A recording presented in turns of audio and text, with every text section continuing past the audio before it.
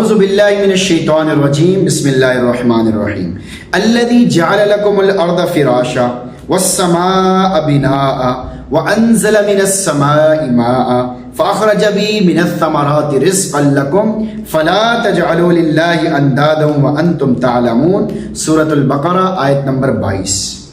اللہ وہ ذات ہے الذی جعل لکم الارض، اللہ وہ ذات ہے جس نے زمین کو تمہارے لیے فرش بنایا، چنانچہ تم اس پر قدم رکھ سکتے ہو، چل سکتے ہو، بیٹھ سکتے ہو، لیٹ سکتے ہو، مکانات تعمیر کر سکتے ہو، زراعت کا شکاری کر سکتے ہو۔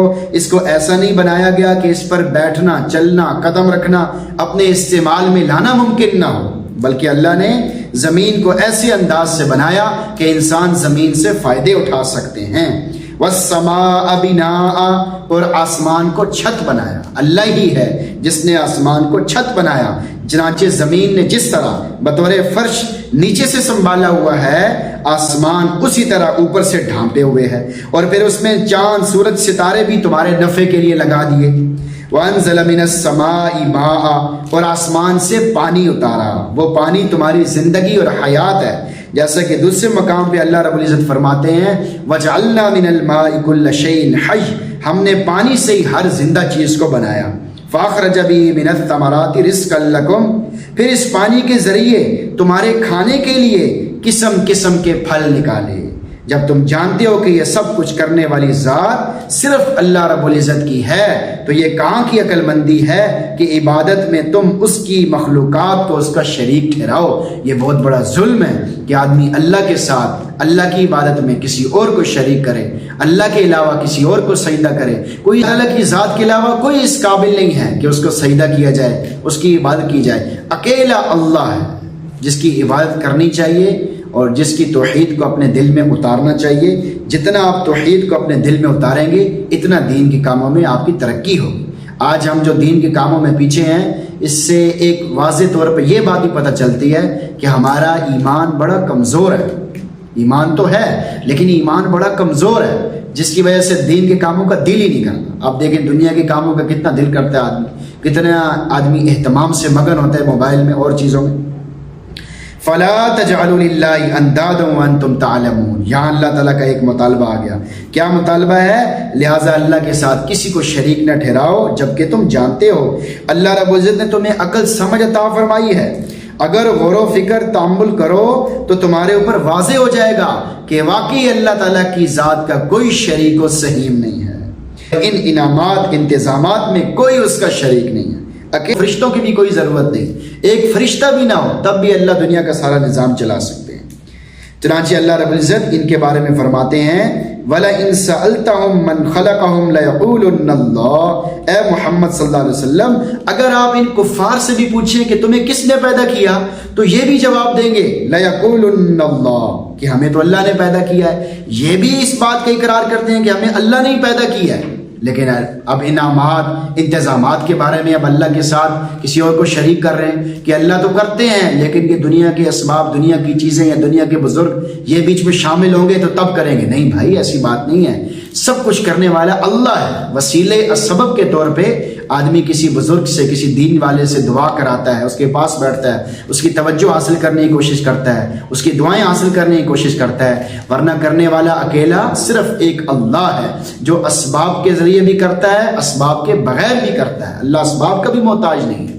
آیت کا پیغام آپ کے نام، ہم عبادتوں کے باوجود ذرہ برابر بھی ثواب کے مستحق نہیں ہیں۔ امام فخر الدین رازی رحمۃ اللہ علیہ فرماتے ہیں اس آیت شریفہ سے یہ معلوم ہوتا ہے بندہ اگر 1000 اطاعت و عبادت بھی کرے تو ذرہ برابر بھی ثواب کا مستحق نہیں ہے۔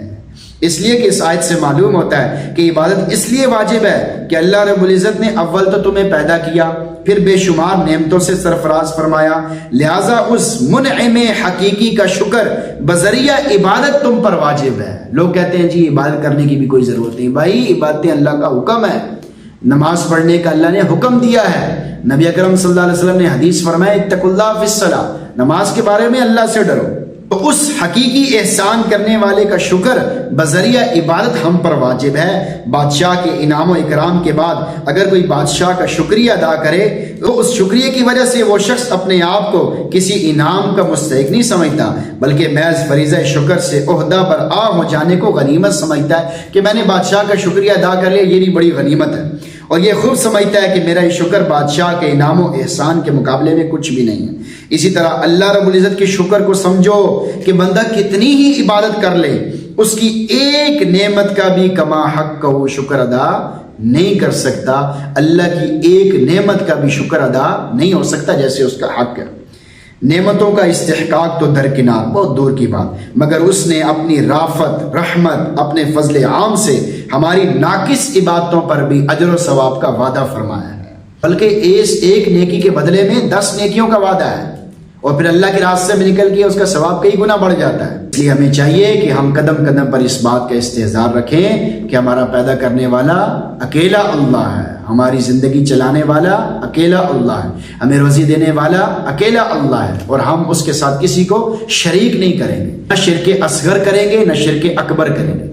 شرک اکبر تو یہ ہوتا ہے کہ آدمی ظاہری طور پر بالکل واضح طور پر اللہ کے ساتھ کسی کو شریک کر دے، یہ تو اس سے آدمی کافر ہو جاتا ہے۔ شرک اصغر یہ ہوتا ہے کہ آدمی کی نیت اللہ کے ساتھ کسی کو شریک کرنے کی نہیں ہوتی، لیکن اس کا ایک ظاہری عمل اس طرح کا ہو جاتا ہے جیسے آدمی کسی کو دکھانے کے لیے کوئی کام کر رہا ہو، تو اس سے بھی ایک طرح کا شرک لازم آ جاتا ہے کہ بھائی یہ عبادت تو اللہ کے لیے کرنی ہے، نماز تو اللہ کے لیے پڑھنی ہے، حج تو اللہ کے لیے کرنا ہے، روزہ تو اللہ کے لیے رکھنا ہے، لیکن کسی کو دکھانے کی وجہ سے ایک طرح کا یہ شرک لازم آ جاتا ہے۔ اللہ تعالی ہم سب کو شرک اصغر سے بھی، شرک اکبر سے بھی، اور شرک کی چھوٹی بڑی تمام اقسام سے محفوظ فرمائے، آمین۔